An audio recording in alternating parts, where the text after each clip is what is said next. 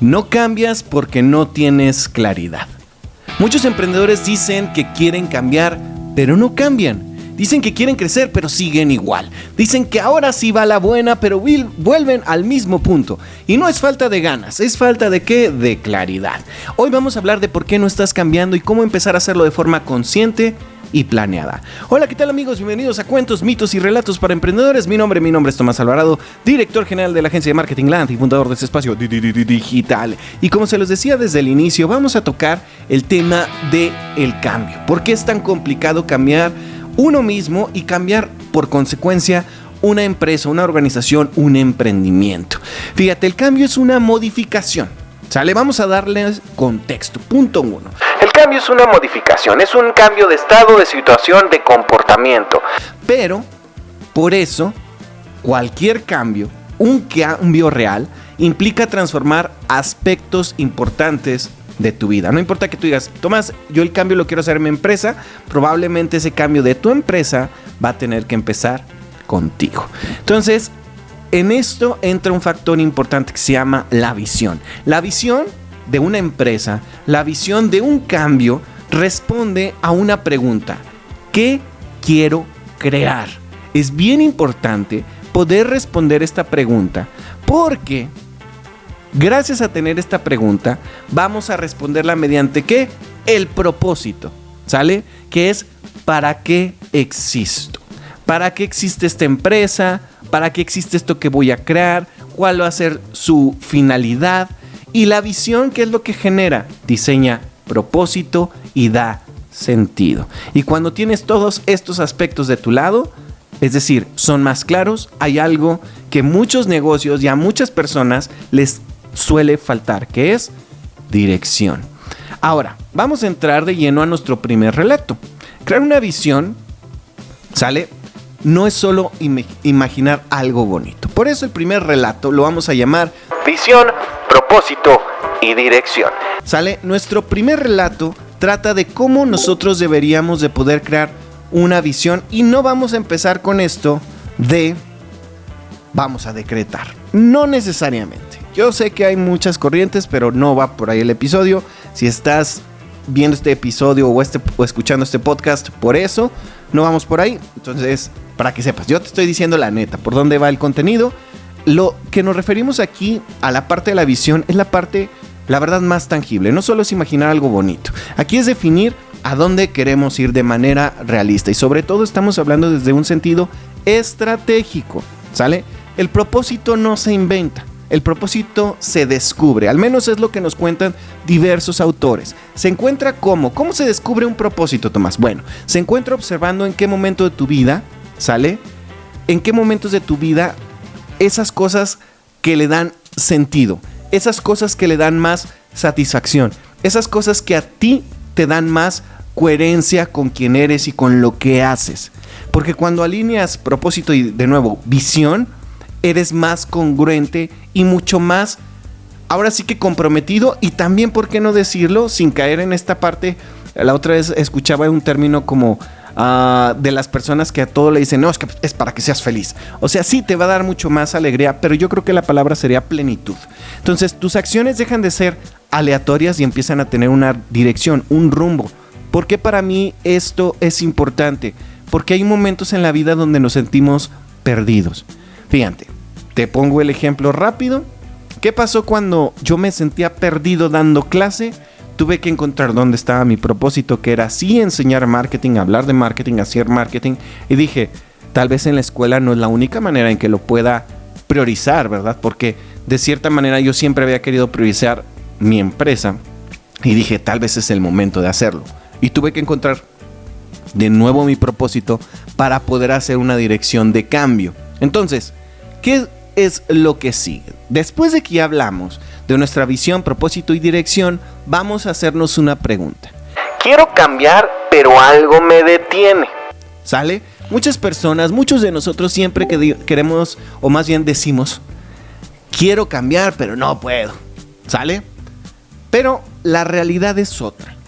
Se puede decir que existen dos tipos de personas acorde a diversas hipótesis. Estas hipótesis nos pueden decir que existen personas reactivas. Las personas reactivas son aquellas personas que dentro de esta clasificación son las que se quejan, se culpan y sienten que no tienen el control sobre cómo ellos reaccionan. Y las proactivas, las que se enfocan en lo que sí pueden hacer y expanden su círculo de influencia. Aquí quiero dejar algo bien claro, No quiero caer en falsas recomendaciones de que te vuelvas productivo, y lo he dicho ya varias veces, mientras duermes. Mira, te lo dice alguien que a veces tiene estos como lapsus o colapsus, donde yo me siento a veces mal cuando creo que no soy productivo. Pero gracias al libro de La Sociedad del Cansancio y a perspectivas como esas, que te sacan de esta falsa idea que todo el día tenemos que estar produciendo, que todo el día tenemos que ser productivos. Y me refiero no a que te vuelvas un flojo, pero que tengas sentido de vida, ¿sale? Y que vaya más allá. Creo la verdad que sí hay momentos, ¿sale? Donde tienes que empujar tu límite, o sea, tienes que ir un poquito más allá, sobre todo cuando vives en países con contextos tan complicados de Latinoamérica como en el que yo vivo, ¿sale? Cuando no tienes de tu lado una fortuna que te pueda respaldar. Entonces no vamos a hablar de la cuestión de la meritocracia, pero quiero que sepas que yo sí soy fiel creyente del trabajo duro. Aún así te aclaro que ni el trabajo duro garantiza que te vaya bien, ¿sale? Eso hay que tenerlo bien claro.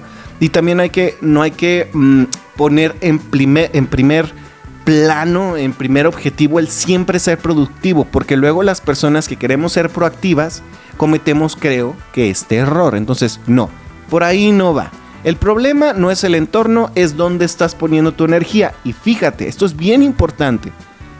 Si enfocas en lo que no controlas, si te enfocas tú en las cosas que no controlas, el avance es nulo, te quedas igual. Personas como yo que tenemos este problema, que te digo que nos cuesta mucho, bastante, decir ok, ahorita no va a ser, entre comillas, productivo.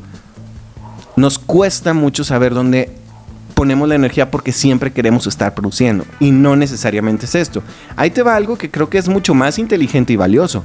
Saber dónde poner tu energía en el momento correcto te puede ahorrar muchas horas de trabajo y no para que trabajes más. Que esa es la falsa idea de me voy a ahorrar trabajo, ¿para qué? ¿Para trabajar más? No, por ahí tampoco va la idea del día de hoy. Así que quiero que entiendas que es trabajar de mejor manera. No sé si tú conoces este dato que dice que en México es de los que tiene registro de mayor cantidad de horas trabajadas, siempre año con año. Pero algo que es increíble es que a pesar de que tenemos este registro altísimo de horas trabajadas, al momento de ver qué tan efectivos somos en el trabajo, no corresponde. Y ahora que he estado, digamos, en un entorno mucho más godín, vamos a denominarle, de hecho, tengo ganas a veces de ver la serie de La Oficina. Nada más que no soy mucho de ver ese tipo de series, pero de ver La Oficina para ver el contexto de que dicen que está muy bueno porque sí parece una oficina, o sea que sí retrata muy bien el ambiente de una oficina godín mexicana o de Latinoamérica inclusive. ¿Y por qué te digo esto? Porque aquí hay muchos memes, incluso si tú te topas ahí en tu andar en redes sociales, donde la persona común, como tú, como yo, que está tal vez en una oficina, en mi caso que yo no tengo un trabajo, digamos, tradicional, pero las personas que sí lo tienen, me toca a mí verlas, ¿verdad? Que es muy complicado, de que a veces hacen la famosa hora nalga, de cómo a veces, pues no puedes salirte del trabajo y ahí realmente haces toda tu vida. O sea, ahí tienes a tus amigos, tienes a tus enemigos, tienes todo tu círculo social, porque solo es el trabajo. Entonces, ¿qué es lo que yo quiero darte esto? Son herramientas que tú puedas aplicar directamente a tu trabajo y a tu contexto. Algunos consejos no te van a servir, pero espero que la mayoría sí sea el caso. Entonces, sigamos por aquí. ¿Qué pasa cuando ya tenemos un cambio planeado? ¿Qué acciones deberíamos de tomar? Bueno, primero hay que ser bien claros. El cambio no es espontáneo. El cambio se construye, ¿sí? Poquito a poquito. Y requiere, de nuevo, algunas cosas. Aquí vamos a nombrar 3. Número 1, ¿qué requiere el cambio? Visión clara. Ya lo dijimos que es la visión. ¿A dónde quiero ir? ¿Qué quiero construir? Número 2, compromiso real. ¿A dónde quiero llegar y sé que me voy a comprometer con el número de acciones que me van a poder poner en ese escenario o al menos me van a ir acercando. Y el análisis de la situación actual para saber de nuevo qué tengo que hacer ya. Te doy un ejemplo. Yo estoy intentando abrir un nuevo negocio y para eso tengo que tener muy claro qué es lo que quiero construir, mi visión muy clara. Debo de saber qué compromisos nuevos voy a adquirir y tengo que analizar toda mi situación actual. ¿Para qué? Para saber qué me acerca, ya sea cada día o cada paso que hago. Me gusta mucho este término de qué acciones tomo que realmente muevan la agujita de que estoy avanzando y qué me está frenando. ¿Qué es lo que no me permite llegar allá? Además de esto hay algunos principios clave, principios como la sinergia. ¿Qué puedo lograr con la ayuda de otras personas? En este caso, ¿cómo le podría hacer yo para poder aperturar mi negocio mucho más pronto con ayuda de otras personas? Y ya lo tengo pensado. Pero también hay algo y yo creo que es de los principios que más me gustan. Y estos dos principios yo los descubrí hace varios años, cuando incluso escribí mi primer conferencia hace varios años. De hecho, mis primeras publicaciones de Instagram es cuando fui a dar esta charla a la universidad de donde yo había egresado, a la Universidad José Vasconcelos. Y yo hablé del libro de Stephen Covey, de los 7 hábitos de la gente altamente efectiva, y conocí el término de afilar la sierra. Yo lo conocí gracias al al podcast de libros para emprendedores y posteriormente lo encontré en el libro cuando lo leí, que era el de afilar la sierra, que básicamente es mejora continua, mejorar constantemente. Aquí sí te quiero compartir algo que yo, Tomás Alvarado, de manera muy personal creo y defiendo, que es la mejora continua. Yo sí creo que si tú inviertes en ti y en tu conocimiento, tienes muchas más probabilidades de tener mayor cantidad de puertas abiertas. Por ejemplo, en este momento, a pesar de que tengo el proyecto de abrir otro negocio, de que afortunadamente tengo trabajo, estoy estudiando no 1, 2 posgrados. Y no te lo digo para que, ¡wow! ¿Cómo le hace? No, es complicado. ¿Sale? Tengo que hacer sacrificios, tengo un compromiso real. Y tengo que pensar que me hacen falta siempre más habilidades para las cosas que quiero lograr. Entonces me considero un eterno estudiante, disfruto mucho estudiar y por eso me comprometo yo, porque muchas de estas son autogestiones.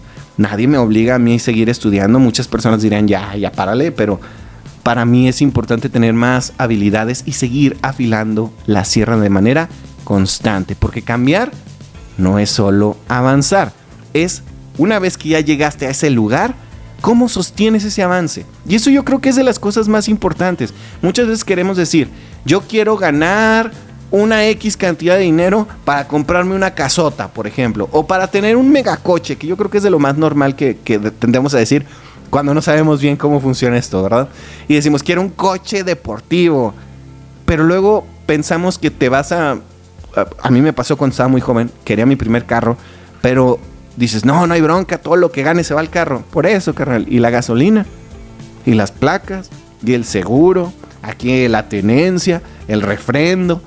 Todo eso es parte de tener un coche. Entonces, no solo es comprarlo, es cómo lo mantengo. Y mientras tu coche sea de alta gama, pues más caro te va a salir mantenerlo.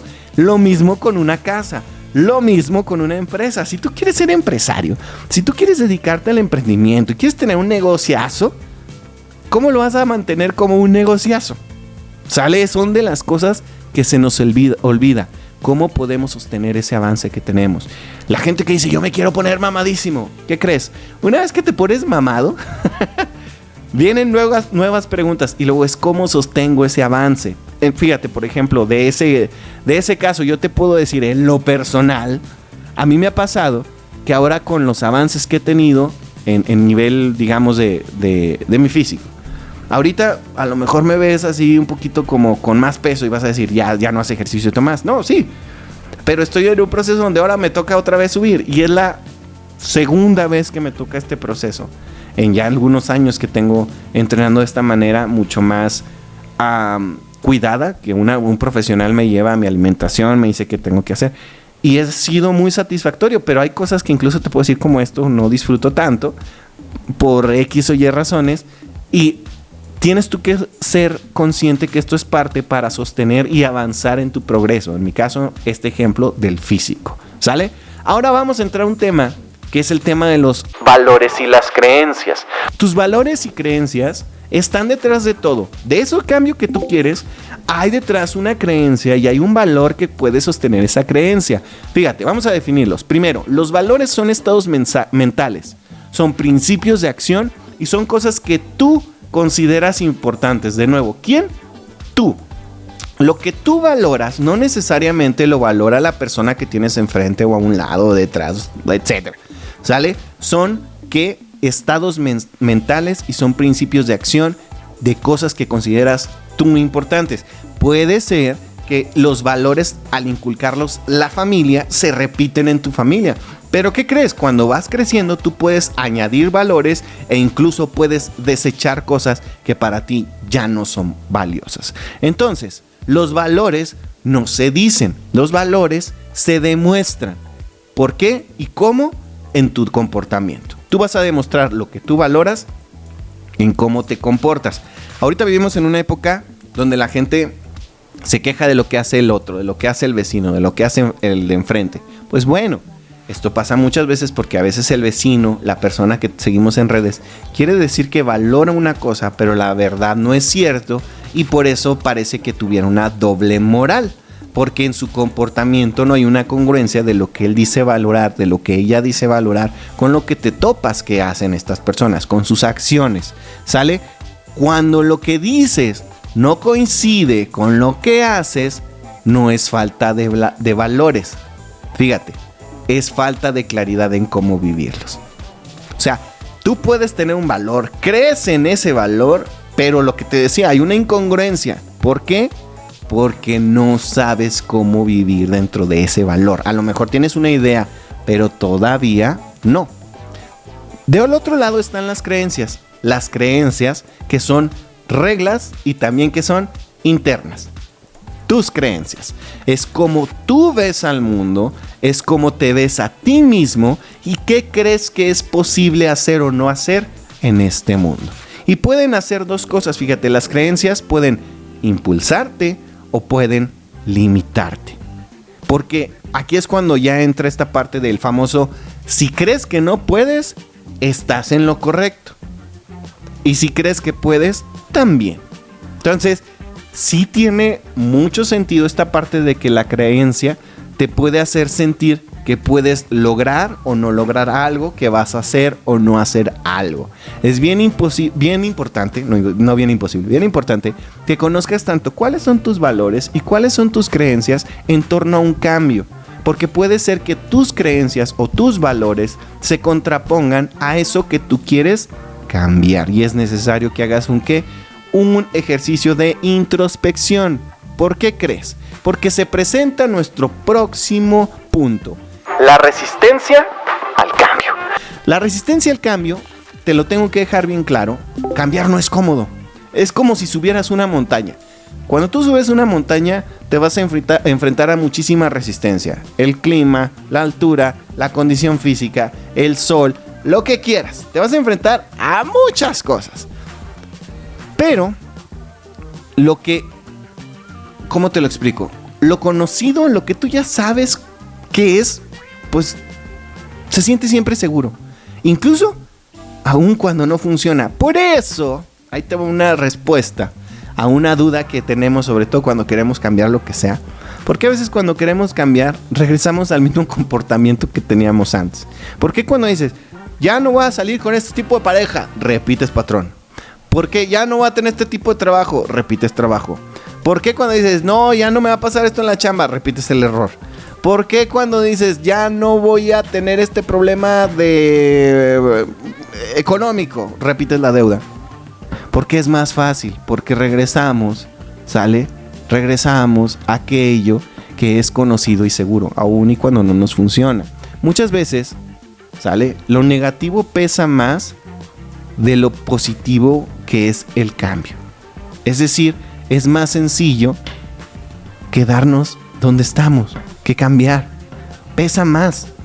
¿Sale? Termina ganando ahora sí la partida por eso. Y por eso nos quedamos donde estamos. Porque es más sencillo. Termina por inercia ganándonos el mantenernos donde estamos. Entonces, para cerrar este episodio, todo proceso de cambio tiene dos fuerzas, ¿sale? Y esto lo puedes buscar ahí en Google, si quieres, o preguntarle a tu asistente de inteligencia, aunque te recomiendo más que busques fuentes bibliográficas, para que te puedas extender un poquito más, o hasta un video. Existen fuerzas que te empujan y las que te frenan, ¿sale? Se les llaman fuerzas impulsoras o fuerzas restrictivas.